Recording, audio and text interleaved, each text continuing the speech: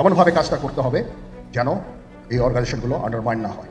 দেশের এই আইন শৃঙ্খলা পরিস্থিতি খারাপের পিছনে কিছু কারণ আছে। প্রথম কারণটা হচ্ছে যে আমরা নিজেরা হানাহানির মধ্যে ব্যস্ত। সেনাপ্রধান ওয়াকারুজ্জামান প্রকাশ্যে এবার ধমক দিলেন বাংলাদেশের সকল রাজনৈতিক দলগুলোকে। পরে বলবেন যে আমি সতর্ক করিনি, আমি আপনাদের সতর্ক করে দিচ্ছি। আপনারা যদি নিজেদের মধ্যে ভেদাভেদ ভুলে একসাথে কাজ না করতে পারেন, নিজেরা যদি কাদা ছোড়াছুড়ি করেন, মারামারি কাটাকাটি করেন, দেশ এবং জাতির স্বাধীনতা সার্বভৌমত্ব বিপন্ন হবে। কি বার্তা দিলেন তিনি? সতর্ক করলেন কেন বাংলাদেশের রাজনৈতিক দলগুলোকে? কোন বিষয়ে? দেশ এবং রাজনীতি সচেতন মানুষের কাছে এই মুহূর্তে সবচেয়ে আলোচিত ব্যক্তি হচ্ছেন সেনাপ্রধান জনাব ওয়াকারুজ্জামান। তিনি একটা বক্তৃতা করেছেন, তার অনেকগুলো অ্যাসপেক্ট আছে, এটা নানামুখী বিশ্লেষণ হচ্ছে, তার বক্তব্যকে সমর্থন করছে অনেকে, কেউ সিরিয়াসলি বিরোধিতা করছেন, সমালোচনা করছেন, কেউ মিক্সড ফিলিং। আমার নিজেরও ঠিক আছে, তার পুরো বক্তৃতাটার একটা ডিটেইলড অ্যানালিসিস আমি করবো খুব সহজেই। কিন্তু তার আগে আরেকটা ইস্যু নিয়ে তিনি কথা বলেছেন, পলিটিক্যাল ইস্যুস বা এই ধরনের বিষয় নিয়ে, ব্যাপারগুলো নিয়ে বিস্তারিত কথা বলবো, কিন্তু খুব দ্রুত একটা কথা বলে রাখা দরকার বলে মনে করি। কারণ আজ সেই বিশেষ দিন, সেটা হচ্ছে আজ বিডিআর হত্যাকাণ্ড 25 ফেব্রুয়ারি। সেই দিনটা আজকে বাংলাদেশের ইতিহাসে খুব ভয়ঙ্কর একটা দিন। বিডিআর হত্যাকাণ্ড বাংলাদেশের ইতিহাসে খুবই ন্যাক্কারজনক একটা অধ্যায়। তো সেই অধ্যায়টা নিয়ে আমরা দেখলাম যে গেল কয়েক মাস যাবৎ সাংবাদিক ইলিয়াস তিনি কাজ করছেন। ইভেন অনেক বিডিআর সদস্যকে মিথ্যা মামলা দিয়ে জেলে রাখা হয়েছে। আর এটা ব্যাপারে ইনভেস্টিগেশন, ভারতের রয়ের কানেকশন, আমাদের সেনাবাহিনীর কিছু কর্মকর্তাদের কানেকশন সহ নানান তথ্য দিচ্ছেন আমাদের সাংবাদিক ইলিয়াস। এটা নিয়ে আপনারা জানেন যে কমিশনও গঠন হয়েছে। বাট আজকে আমাদের সেনাপ্রধান তিনি যে বক্তব্য দিয়েছেন, এটা কোথাও না কোথাও সাংবাদিক ইলিয়াস সহ যারা এই বিষয়টা নিয়ে কাজ করছেন তাদেরকে একটা হুঁশিয়ারি বার্তা দিয়েছেন। একটা বিষয় নিয়ে সবাই হয়তো ইতিমধ্যে আপনারা অবগত আছেন। বাংলাদেশের সেনা প্রধান জনাব ওয়াকারুজ্জামান রাজনৈতিক নেতাকর্মীদেরকে কড়া ভাষায় হুঁশিয়ারি দিয়েছেন আজকে। আর এই বিষয়টি নিয়ে সোশ্যাল মিডিয়া এখন তোলপাড়।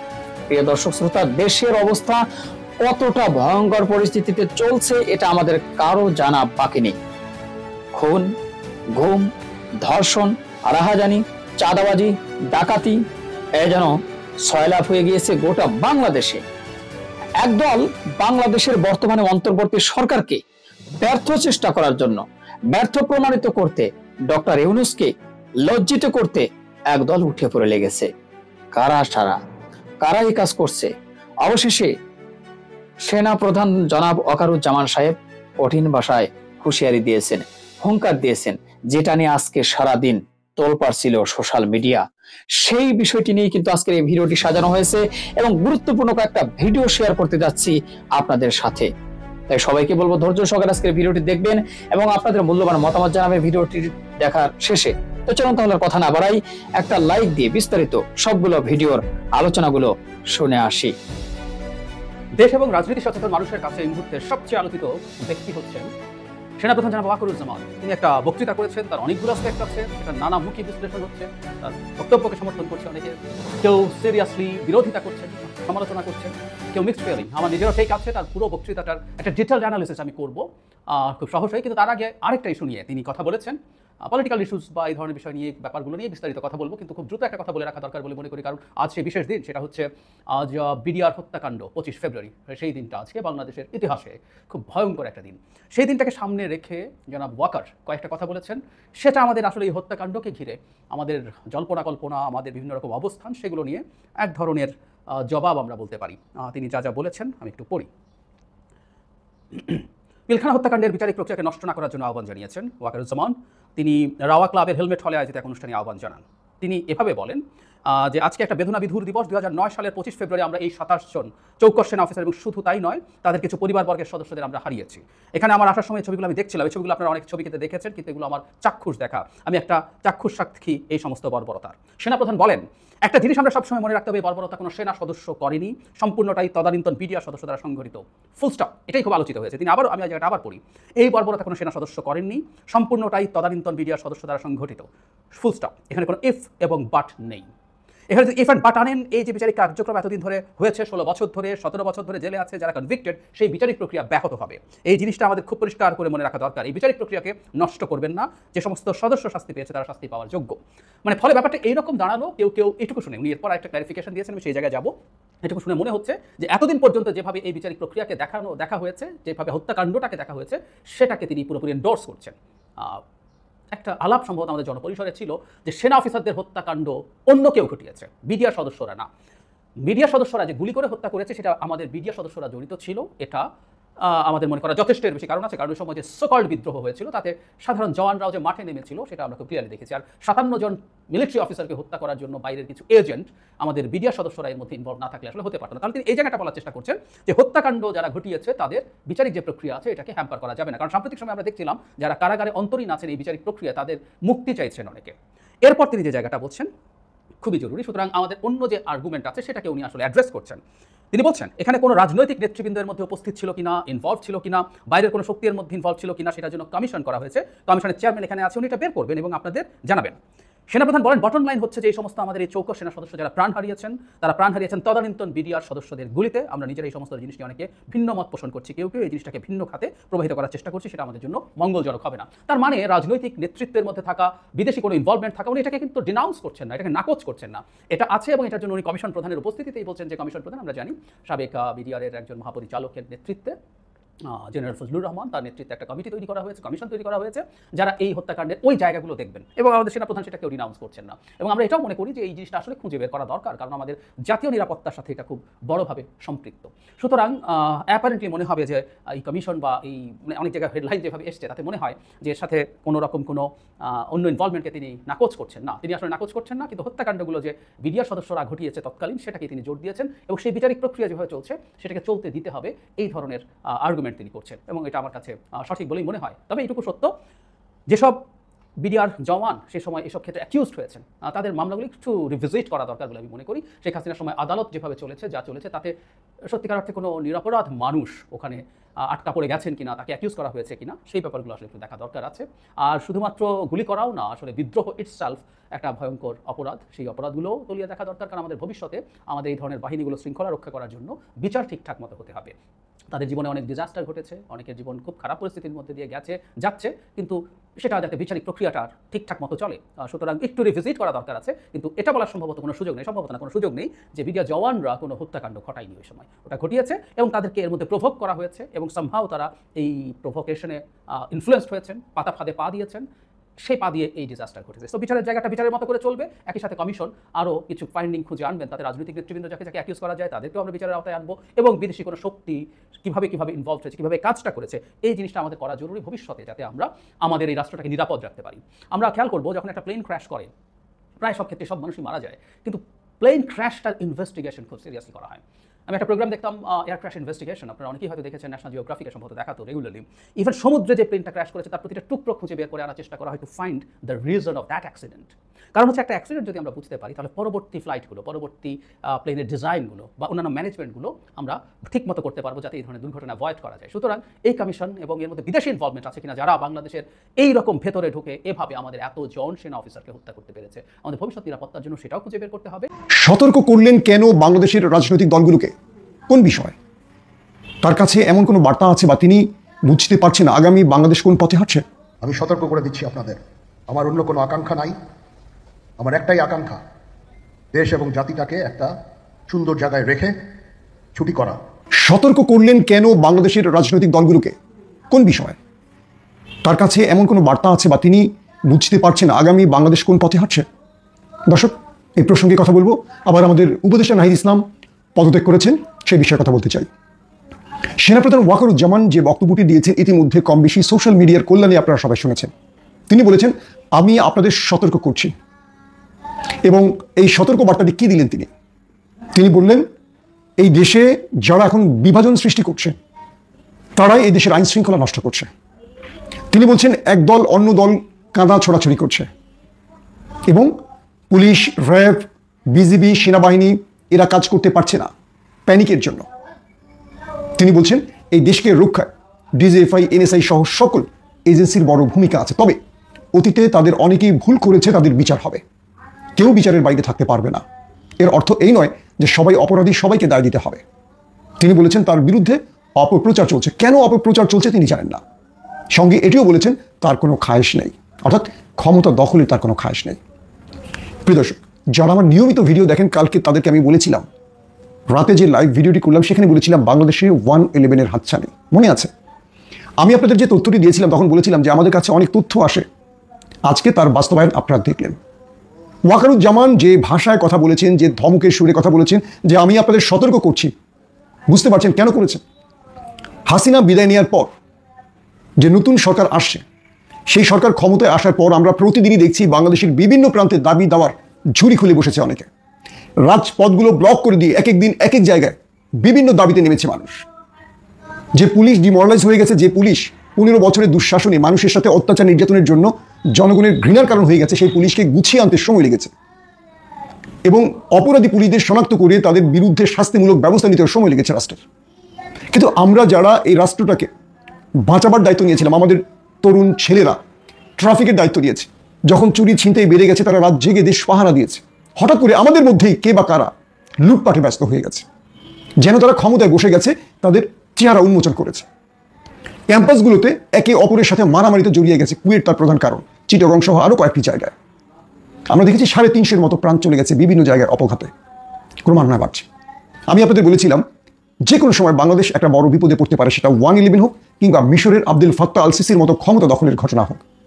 আমি আপনাদের বলেছিলাম দেশ এমন একটি সিচুয়েশনে দাঁড়িয়ে গেছে বা এমন একটি মুভমেন্টে চলে যাবে, জনগণই তখন সেনাবাহিনীকে বরণ করতে প্রস্তুত থাকবে, আর যারা নির্বাচন করে মুখে ফেনা তুলছেন তারা আবারও লম্বা সময়ের জন্য ইঁদুরের গর্তে চলে যাবেন। আমি সেই বড় দলটিকে বলছি, জনগণের পালস বুঝে কাজ করেন, রাষ্ট্রের বিরুদ্ধে কারা ষড়যন্ত্র করছে প্রকৃত ষড়যন্ত্রকারীদের বোঝার চেষ্টা করেন, নতুবা আপনারা অনেক বড় মারা খাবেন। আমি জামাত ইসলামকে বলবো আরেকটু সহনশীল হন, প্রতিপক্ষকে ঘায়েল করার সময় এটি নয়, নিজেরা মাঠ গোছাচ্ছেন মাঠ গোছান, একে অপরকে কাদা ছোড়াছুড়ি বন্ধ করেন, বিপদ আপনাদের ঘাড়ে, আমাদের কিচ্ছু হবে না। এবার বাঁচবেন না অনেকেই। সেনাপ্রধান ওয়াকারুজ্জামান একজন দেশপ্রেমিক অফিসার, তিনি হয়তো তার মতো করে বক্তব্যটি দিয়েছেন, অনেক কথা তিনি বলতে পারেন না, কিন্তু তার কাছে সব খবর আছে। তো আবার অনেকে দেখছি সেনাপ্রধান ওয়াকারুজ্জামানকে সিসি বানিয়ে ফেলছেন, অনেকে দেখছি তাকে গালাগাল করছেন, প্রমাণ থাকুক আর না থাকুক তাকে নিয়ে কথা বলছেন। আপনার যত বেশি জনপ্রিয়তা থাকুক না কেন, সব কথাই যে সত্য বলবেন এটি তেমন সত্য নয়। আপনি সেনাপ্রধানকে তার কর্মের জন্য বা তার ভুলের জন্য সমালোচনা করবেন, কিন্তু প্রমাণ ছাড়া আপনি যেভাবে তার বিরুদ্ধে লেগে গেছেন এটা একেবারে আমাদের পছন্দের নয়। এই সেনাপ্রধান এই জাতিকে রক্ষায় ছাত্রদের পাশে দাঁড়িয়েছে। সেনাবাহিনীর অনেক ভুল আছে, আমি নির্দ্বিধায় মানব।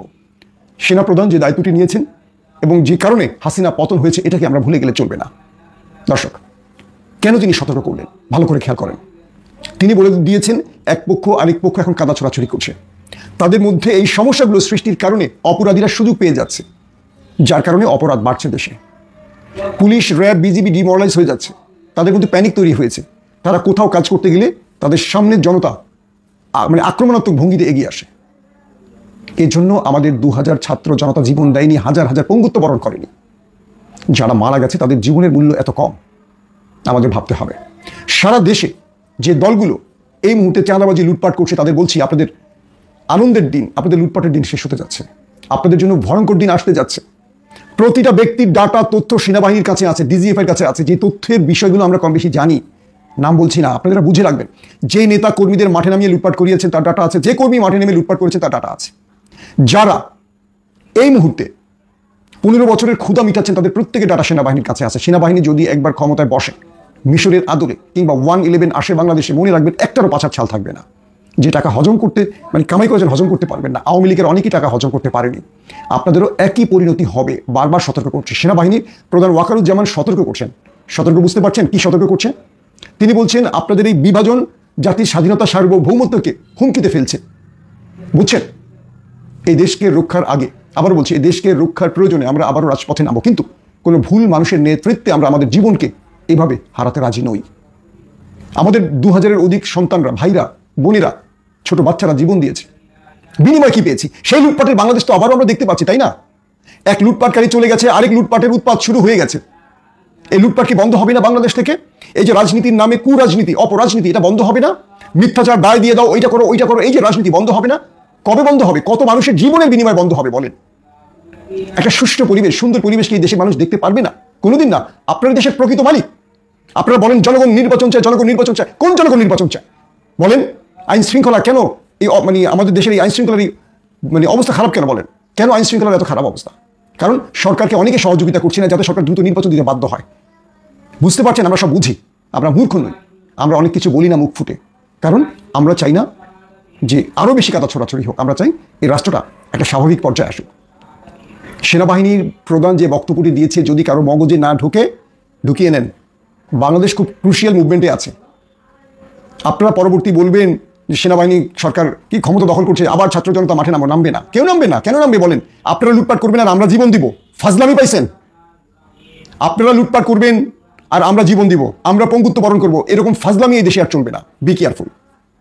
দর্শক, আমাদের ছাত্রনেতা নাহিদ ইসলাম পদত্যাগ করেছেন। তিনি প্রধান উপদেষ্টা ডক্টর ইউনূসের কাছে পদত্যাগপত্র দিয়েছেন, তার সাথে কোলাকুলি করেছেন এবং নতুন বাংলাদেশের স্বপ্নে তিনি সরকারের দায়িত্ব ছেড়ে খালি পায়ে সেখান থেকে বেরিয়ে এসেছেন। তিনি রাষ্ট্রীয় গাড়ি বহন করেছেন, কিন্তু পদত্যাগ করে খালি পায়ে তিনি ফেরত এসেছেন জনতার কাতারে।